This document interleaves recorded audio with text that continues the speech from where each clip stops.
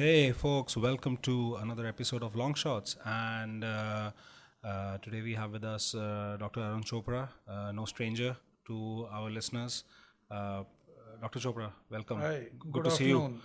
Good to see you after, actually good to see you in person after quite some time, because I think last time we spoke was in March and that was remotely. That's right. So, I know. Great seeing you guys. oh no, absolutely, the pleasure is ours. And so Sharad, how's it going, man? It's going very well, as always. I've seen you Yes, unfortunately, yes. quite frequently. We have been seeing each other. We've been seeing quite often, but no, I'm excited for today's chat. It's a little bit of a shift from our last few episodes where we got into the economy and interest rates and whatnot. Yeah. So today we'll make a little bit of a slight pivot towards healthcare and medicine, and what better time A than lot this? more inward looking now. Lot more inward looking. And well, before we kind of were setting up this chat, like you obviously, were asking what can be the potential agenda, and the thing that I had in mind was, like we spoke in March, we discussed COVID in a fair amount of detail then, and so that is obviously something we would like to continue today. But a lot of months have passed since then, and there's a lot more probably that we know, you definitely know about the disease, about its progression, about its potential endpoint or cure, or be it through vaccination or be it through management. A lot of things must have happened. I think you were pretty actively involved within the COVID effort within your healthcare center as well. You obviously come from Fortis in Amritsar. So what's, if I ask you, like, before we go into details, and how has been your read of the last 5 to 6 months since the last time we spoke? Well, Nikhil, I must admit, this is one illness about which we knew nothing at all about 9 months back. And in 9 months, the amount of published literature on COVID, both in the formal medical press as well as in the informal lay press, is, I think, phenomenal. Right. I don't think people have researched any illness at such a breakneck speed as they have investigated COVID-19. So yes, we do know lots more than we knew, let's say 6 months or so back. Having said that, that doesn't mean we know everything, because there are still lots of mysteries. Right. There are still lots of things we don't know about it. But at the outset, yes, we now are more sure about the means of spread. We talked earlier about it being related with inhalation, related to touch, what we call fomites, like touching of surfaces or touching of objects handled by our friends or colleagues or relatives. We now know that it's more related to inhalation rather than anything else.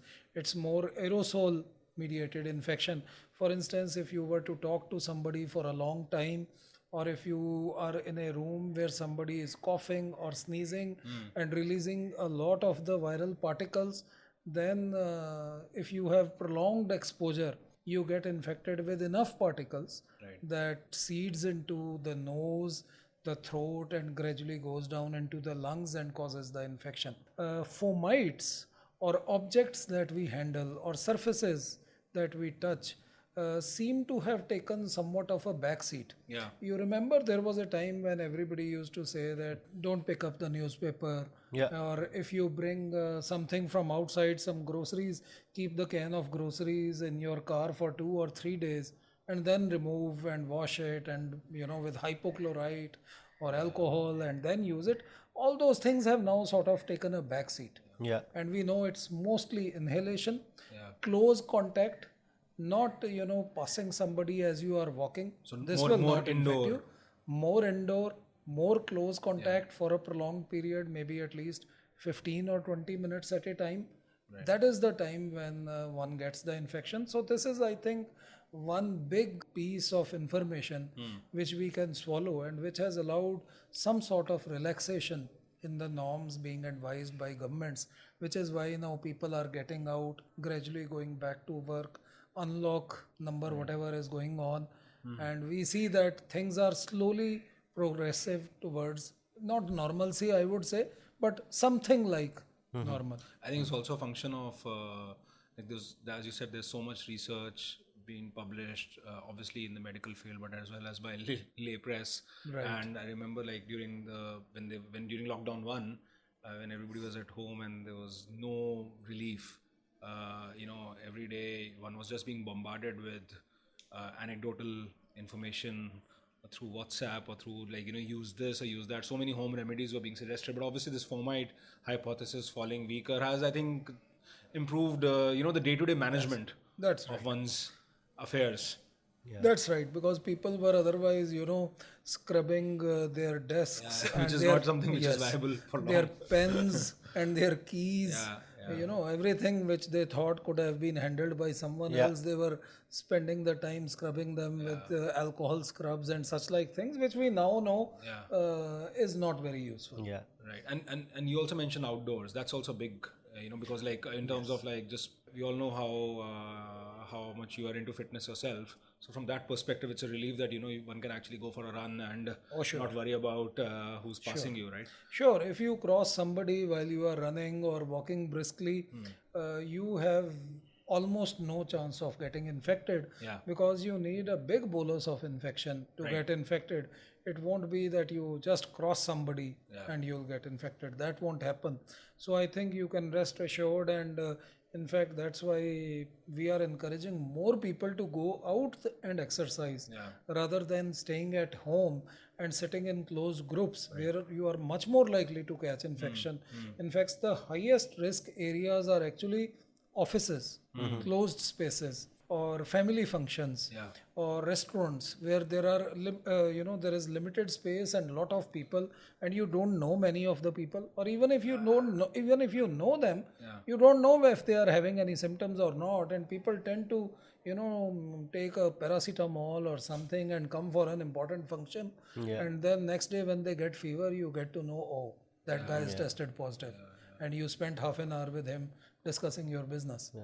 How important, when we talk about indoor setup, how important is air circulation and air conditioning temperature? Because I remember amongst all these things that have happened, we also saw, I think government was trying to mandate a minimum temperature range for offices to keep. How important are these factors, even while traveling by flight and sitting in offices like this? See, air circulation is undoubtedly very important, because one of the first conclusions which told us that inhalation and aerosol is of great importance in infection is that if somebody who was infected was sitting in front of, let's say, window AC, then all the people who were sitting downstream to that person tended to get infected, and all the persons sitting in the other direction tended to get spared. So we know that air circulation is important. So temperature, I'm really not sure. Even though this virus will not last in direct sunlight for more than 5 minutes, I don't think that we have any data to show that an air conditioning temperature of 26 versus 21 is going to bring about any material difference. I don't think it will. Regarding airlines, I don't have first-hand information, but what I'm told is that in aeroplanes, circulation is actually the best. That they have, those vents for pushing air in on top, and the air just goes down towards our feet, and the exit vents are at the bottom, close to our feet. And so the air which comes from the top just settles down and is sucked out. And then about 40% of the air is again taken from outside. Roughly 60% of the air is recirculated through HEPA filters, the same sort of filters which we use in operation theaters in hospitals. And they tend to remove, filter out these viruses. So aeroplanes technically should be very safe. We don't have good data to show how much is the infection in aeroplanes, but of all the flights so far, the number of cases that has been spread through aeroplane is probably not more than a few dozen, which is a very minor number considering already the hundreds of thousands of people who must be traveling by air every day. I mean, it's interesting because I think aircrafts are not really 100% airtight as a structure also, right? I mean, there's constant air leakage in any case. So that also probably has a factor to play. I think people were probably a bit paranoid because initially a lot of cases came through ships.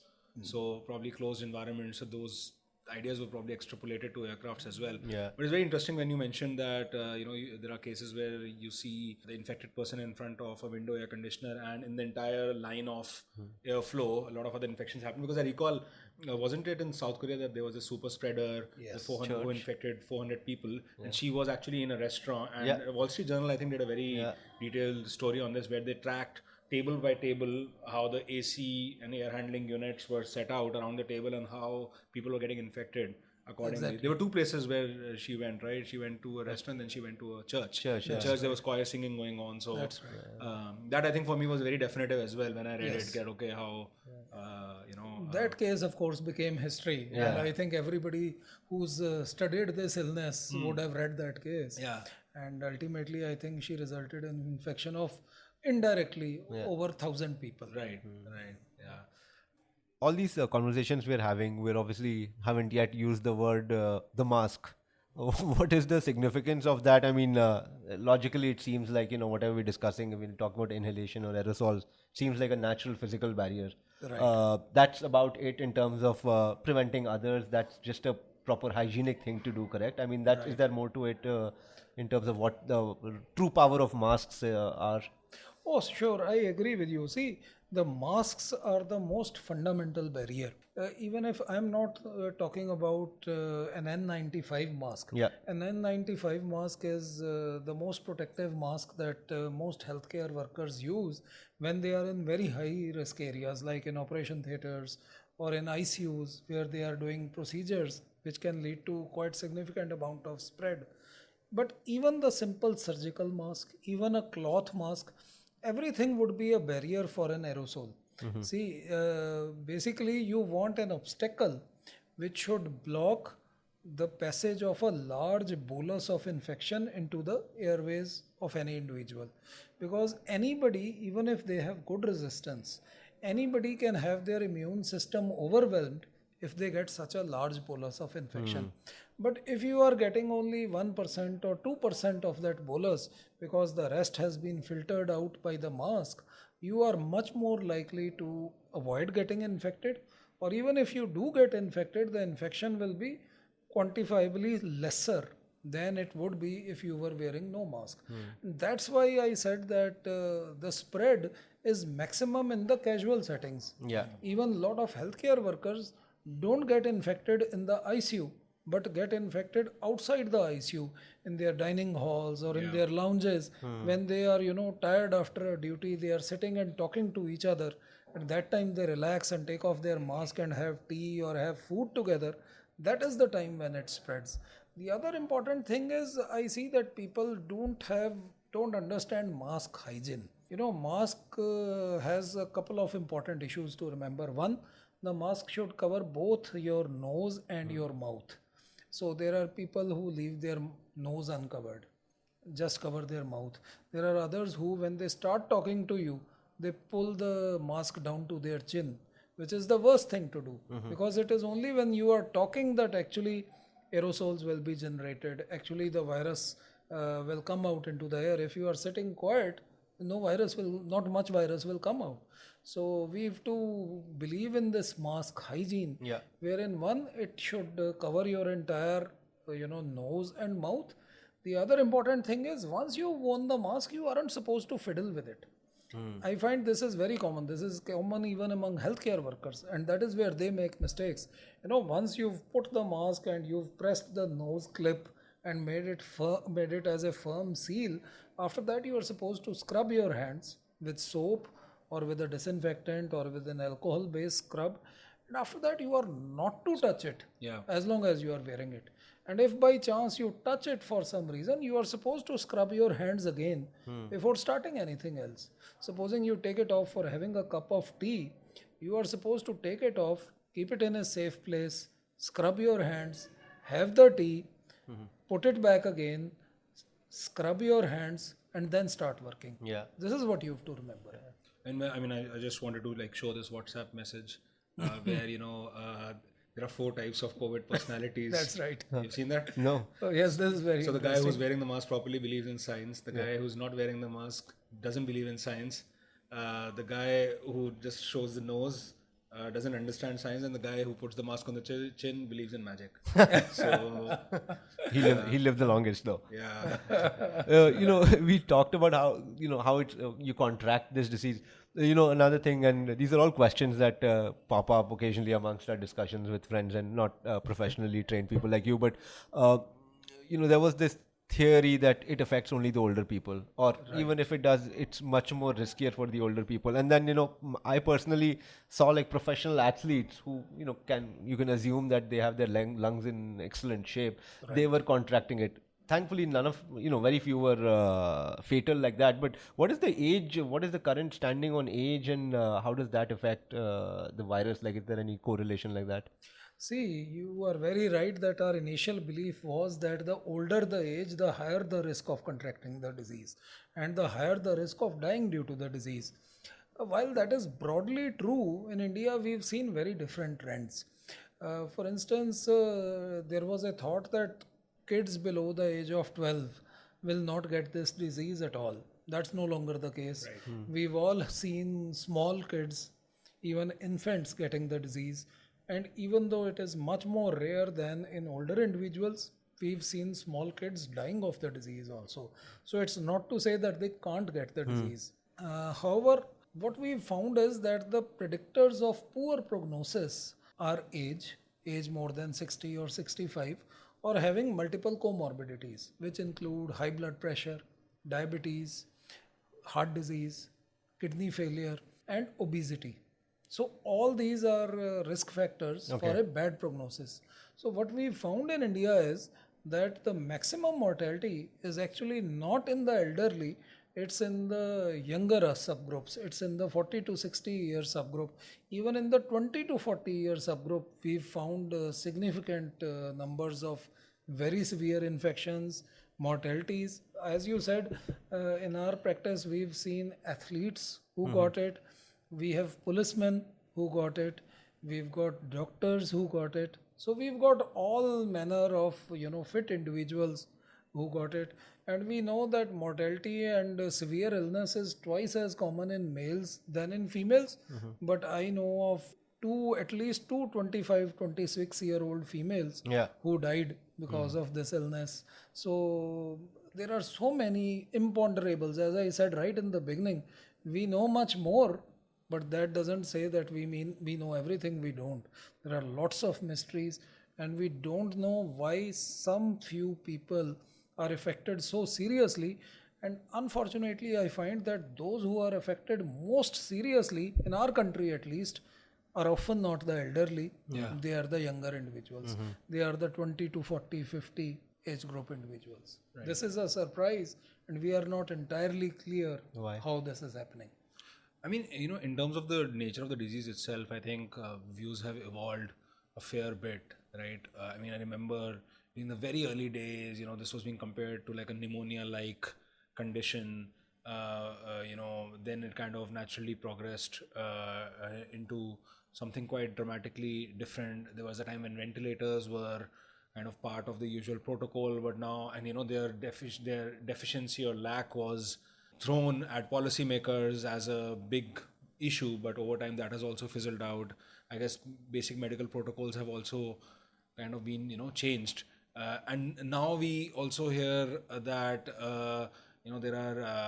there are instances where there is a very acute immune system response to COVID, which ends up killing people. Like I was reading something about this cytokine storm, which kind of is responsible for a large number of serious patients getting hit by the mortality. And we also hear that there are clots which get formed. Blood thinners are kind of recommended to a lot of the patients.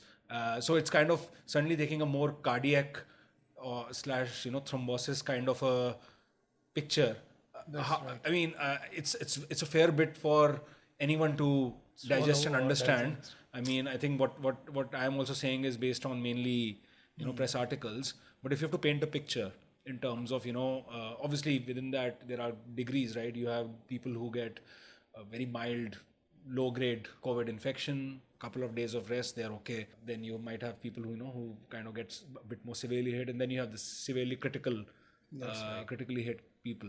like if you have to like work backwards from the most serious guys, how would you kind of categorize the mechanics underlying here? So, see, what happens is, let's now talk about the number of patients who are recorded positive with us, Right. which is now just over 6.5 million. Right. So, if we talk about the current case fatality rate, it's about 1.7, 1.8%, which means that out of every 1,000 people who get infected, about 17 or 18 people don't recover and die because of this illness, and 982 or so recover completely.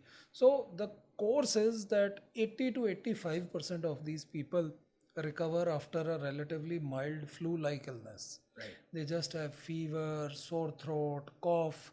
Some people get diarrhea, some people get other symptoms, and they recover because of that, which depending upon their total level of health and fitness can take variable number of days. I typically find young people who are in their 20s, 30s becoming okay within as early as 2 or 3 days. On the other hand, there are people who take 1 week, 10 days. I have now several patients who who had fever for more than 2 weeks before they settled, even though they had no shortness of breath, no lung involvement at any time. So out of these 6.5 million people, at least 85% would have recovered, without any serious illness. They just had minor flu-like illness. Right. Of the remaining 15%, some 10% would have moderate to severe illness, which means that their saturation fell. Some of them were not even admitted. They were given treatment at home. They were advised physiotherapy and they improved. Right. Some of them were admitted, especially if they had other high risk factors like advanced age or diabetes, hypertension, heart disease. Right. And they just needed either no oxygen or very little oxygen. Like they just needed nasal cannula to give them 2, 3, 4 liters of oxygen per minute, which is very small amounts of oxygen. And they settled with that, with the appropriate treatment. And 5% or less patients went on to very severe or critical illness, where they had extensive lung involvement. They had those so-called ground glass opacities, the pneumonia sort of illness, which is typically bilateral, involving both lungs.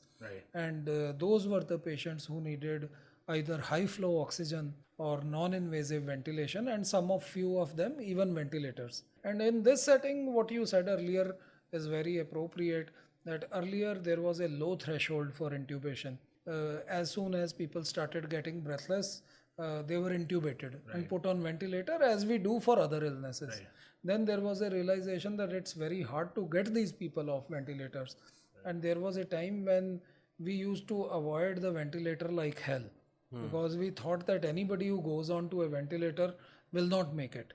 Because there was this, I think a New York Times video or something which talked that there was this like acute respiratory distress syndrome. There was a protocol there which was being implemented here, and then there was a realization which was probably it's not valid for this. Right. Because almost 80% of the people who were being put on ventilator in the earlier days used to die because of, and we could not get them off the ventilator. But then there was a realization that you should delay ventilation, and we started depending more on non-invasive ventilation and on high flow nasal cannulas, which deliver 30, 40, 50 liters per minute of oxygen. And they seem to avoid intubation for quite some time. And many of these patients even recovered. Now we have reached a sort of balance.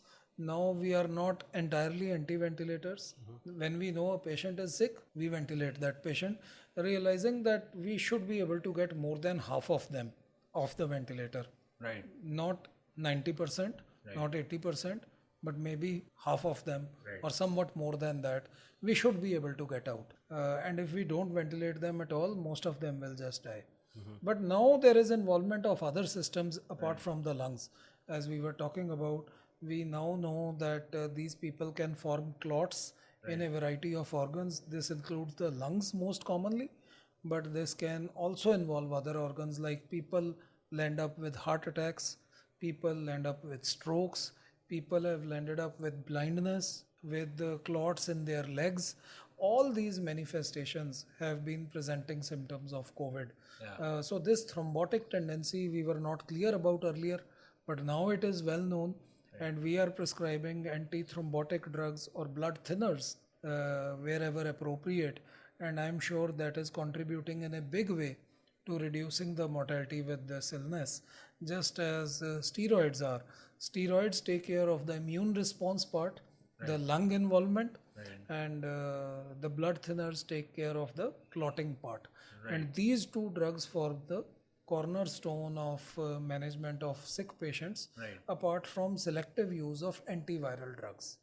Antiviral drugs, I think everybody has heard about a lot about remdesivir and favipiravir. So the maximum data, even though it's not definitive, but the maximum data that we have is for remdesivir. This is a drug which is given in an intravenous form. It's an injection, which means it can't be given at home. So it can only be given to a patient who's admitted in a hospital, and it's a potentially toxic drug, so it needs to be monitored. So, but this drug, given in the right patients, given in moderately sick patients, has been shown to reduce the progression to very severe or critical disease or person needing ventilator. So even though it hasn't been shown to give survival benefit, it has been shown to reduce the likelihood of progression to severe disease. And that also is useful, because I don't think at the moment there is any medicine which is more effective than this in this particular regard. Favipiravir, we have very little data. It's been commonly used in some countries. We don't have clear guidelines for it. People have been using it for home use, but I think we still have relatively limited data about it. And if we decide to use an antiviral drug in a patient, I would prefer to give him remdesivir rather than favipiravir, even though this is not something over which, I could put a stamp on absolutely, but this is the best evidence that we have so far, that if you feel that a person is now requiring oxygen and is going into moderate illness, has some lung involvement, if it's less than 10 days into the illness, you can think of giving remdesivir, and it may help. That's it's fascinating. And in terms of all the drugs that have made mainstream news, there was, it started with hydroxychloroquine, HCl or HCQ, and then all these new names started coming in. Then the whole Russian vaccine, which seems like a mystery black box. Two parts to this question. One is, how does that track vaccine development? What do you think, from a technical standpoint? But more interestingly and equally interestingly is your views on how it will be distributed. Even if we do find a vaccine, let's say by 2021 first half, we think like probably the first lot will go to frontline workers, and which makes logical sense. But what about how does it go into distribution and mass scale production? Those are all big challenges, right? Yes, those are very important, very interesting questions, pressing questions. But let me start with hydroxychloroquine. You mentioned but didn't ask me. So hydroxychloroquine has been tried in 3 indications. One is pre-exposure prophylaxis. That means a person hasn't got the disease, but is taking it once a week for preventive purpose.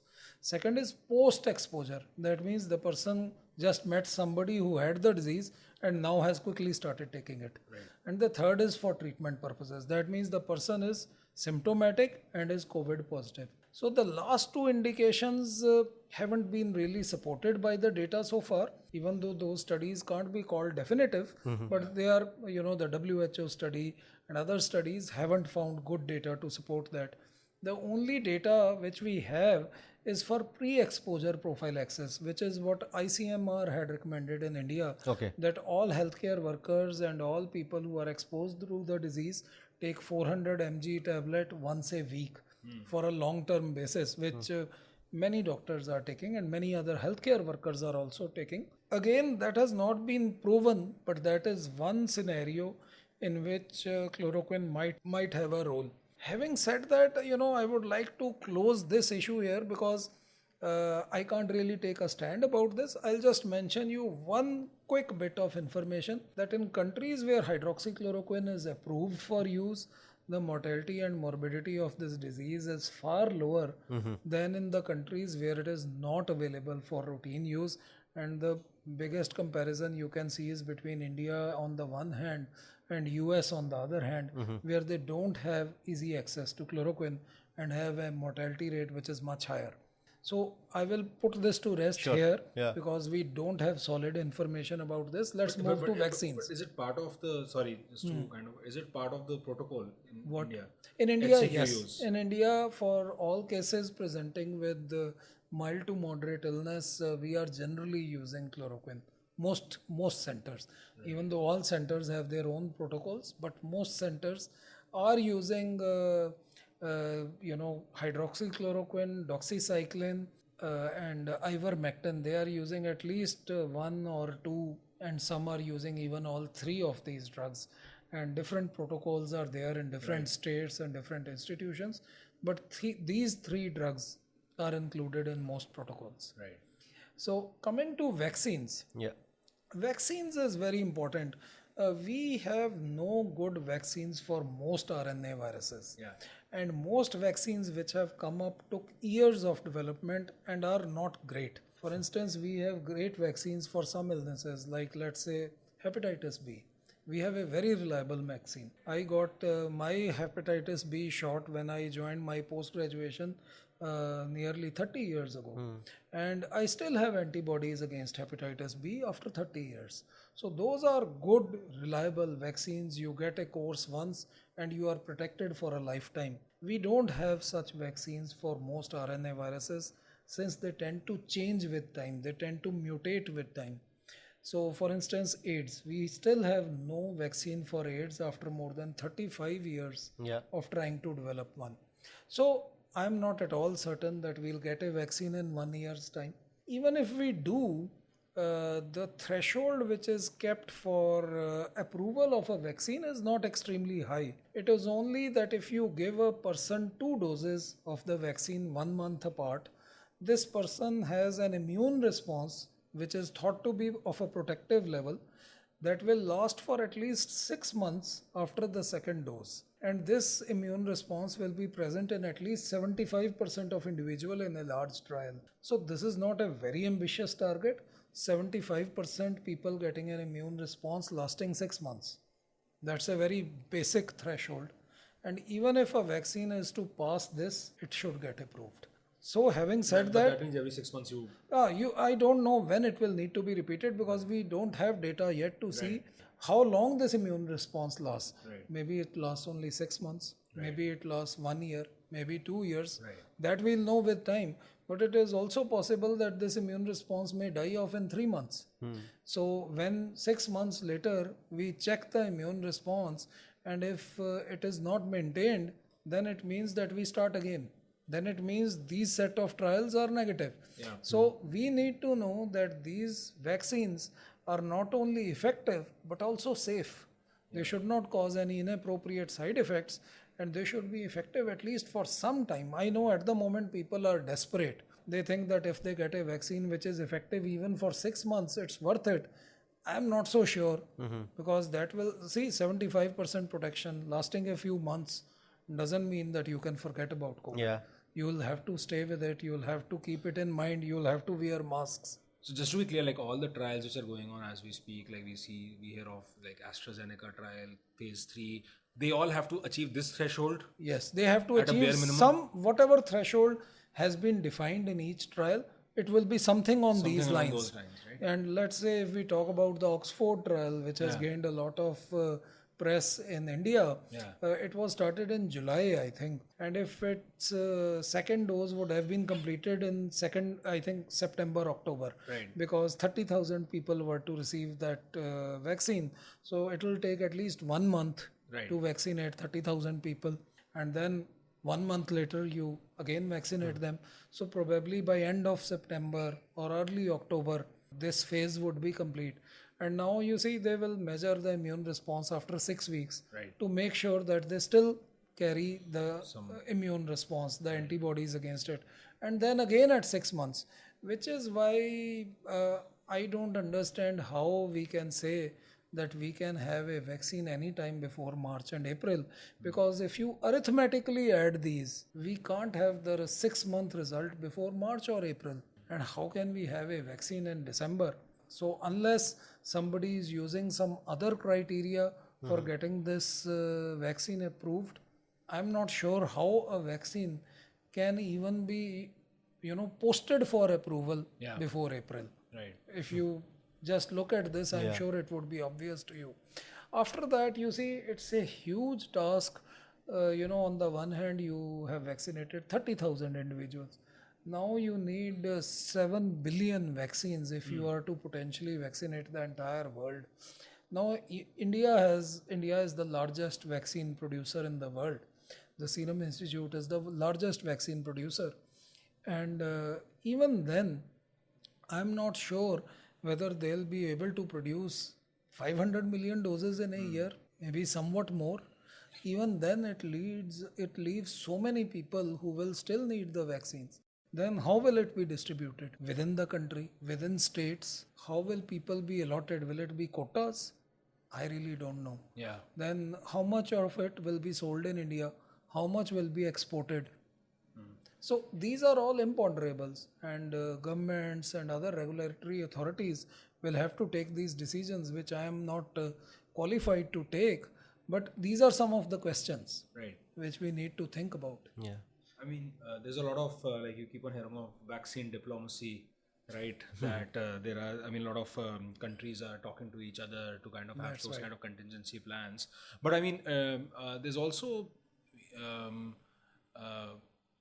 to be fair, your take on vaccines as we speak, one is obviously the timeline, March, April next year, and secondly, the efficacy is again something which needs to be seen. Absolutely. And thirdly is frequency, then there's distribution. Seems like the vaccine card is being overplayed quite a lot. I guess so. I don't think you can think of it as a one-time vaccine which you get once and then it's over with. Not at all. So after, thinking about safety, efficacy, how often to use, you finally have to find a vaccine.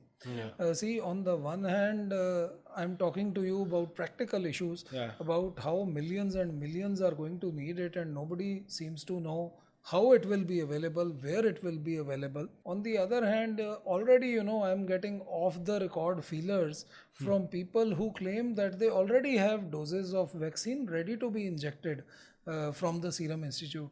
I'm sure that's a scam which some unauthorized people are trying to carry out, because these trials are done very, very meticulously and very carefully, and they would obviously not allow any official vaccine to be available in the grey market. So this must all be a scam carried out by unscrupulous people, and I think I would suggest the listeners that they look at any such deals or any such offers very carefully, as long as the government doesn't issue a proper guideline that this vaccine is approved in the market for clinical use. Please don't get any unauthorized vaccines on the grey market and get any injections. We don't know what they are and what sort of effects they can have. Is there a possibility that by the time the vaccine comes into the market for commercial, for mass production scale, we would have achieved some kind of automatic herd immunity by then? Yes, that is a distinct possibility. Though this pandemic has taught us that nobody can predict anything reliably, and anybody who has predicted anything, has been laughed at a month or two later. But if you look at the trends for September, you can see in first week of September, we started noticing that almost everyone we know has a family member affected. And this sort of means that, virus is out in the community. And this is sort of peaking, because anybody people who studied with me in school, who were with me in medical college, who were with me in hospital, people I know, people I meet in the market, everybody has it. Everybody has somebody or the other in their family who is diseased. So what do you mean? When does a disease peak? This is the disease peak. So see, ICMR a few days ago announced that for every one case that we diagnose, we are missing up to 80 to 130 cases. That means they expect that the number of cases is 100 times more than the number of positive cases. So the positive cases are already 6.5 million. According to their figures, at least 50 crores would already be exposed. even if we take a very conservative estimate, we believe that we are missing 20 or 25 people for every one person who is diagnosed. The real numbers of infected cases would mean at least around 150 million or 200 million, which is a huge number. So I'm sure close to 40-50% of the population, if they haven't got the disease, they've at least been exposed to it, because somebody in their family had it, and they stayed with them for several days and didn't get the illness. It means that they have some sort of immune response which is protecting them. So I think perhaps in another few weeks we would be reaching those critical thresholds of 50 to 60% or more positivity, which would lead to herd immunity. I am hoping, and this is hoping with my fingers crossed, that in a month or two we'll see a continuation of this trend. I think the downtrend took place around 18th or 19th September.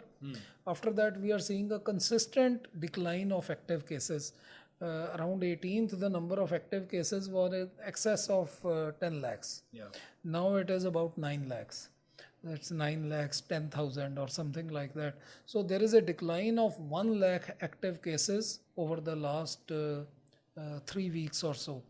Furthermore, if you look at the mortality trends, there was a time when we were getting more than 1100 deaths per day. So real number of deaths must be somewhat higher, because if we are missing so many million cases, we would also be missing some mortalities. But let's look at the official number of mortality figures. So the official number was 1100 odd every day for the last several weeks. And if you see in the last week or 10 days, we've come consistently below 1000. And now, in fact, we are in the 700, 800 per day range. So once you have a decline in total number of confirmed cases, which from 1 lakh a day nearly have come to about 70-75,000 per day. You have an increase in recovered cases. Every day you have more recoveries than new cases. So the net number of active cases in the community are decreasing. Even the mortality has started decreasing now, shows that herd immunity does seem to be perhaps kicking in. I mean, you kind of seem to have a view that this dip is a trend. This is a trend, and while I will not go as far as to say that we'll see the finishing of this epidemic in the next couple of months, because in 1918, 100 years ago, when the last time there was the Spanish flu pandemic, there was a second wave and there was even a smaller third wave. And evidently the second wave was worst, which is perhaps what we are seeing in Europe now. We are seeing in England and Spain and France. We are seeing it come back. So I shudder to think winter is round the corner. I hope we don't get something like that here. But I seem to think that from the trends that we are seeing, we have now a pretty large distribution of cases all over the India. We never technically had a second wave. Our first wave has stretched to fair. Our first wave has sort of merged into the second wave. Our first wave was flattened so much by the prolonged and strict lockdown that perhaps it has merged into the second wave. The second wave would have happened from the villages, because when the city people got okay and the rural people started coming into the cities, that's when rural people would also start getting the disease. I think that started about 6 to 8 weeks back. And now rural India is pretty much involved. So now Maharashtra has seen a second wave and is going down. Delhi has seen a second wave and is going down. Punjab has seen the first wave, which is now going down. So I'm hopeful that over the next 6 to 8 weeks, we'll see a significant decline in this illness. However, what happens when winters come is anybody's guess. Sure, because those conditions are also probably more conducive. But so it seems like, if the vaccine prognosis is slightly, I would say, I won't say grim, but maybe slightly cynical or realistic. Do you see and you were talking about RNA viruses, how it's usually has been a tough challenge. You specifically mentioned AIDS. And AIDS obviously led to some permanent lifestyle changes over the past 3 decades. Do you see a parallel in case of COVID as well? Like masks would become the norm? These are all very open-ended, prediction-oriented questions, but just want to learn I guess your take. so. I guess so. Because see, more effective than any vaccine today is a good fitting mask. Yeah. So if all we do is wear masks when we go out, as has already been the norm in several East Asian countries, in Japan and in China, in several countries, when people go out on the road, they wear masks.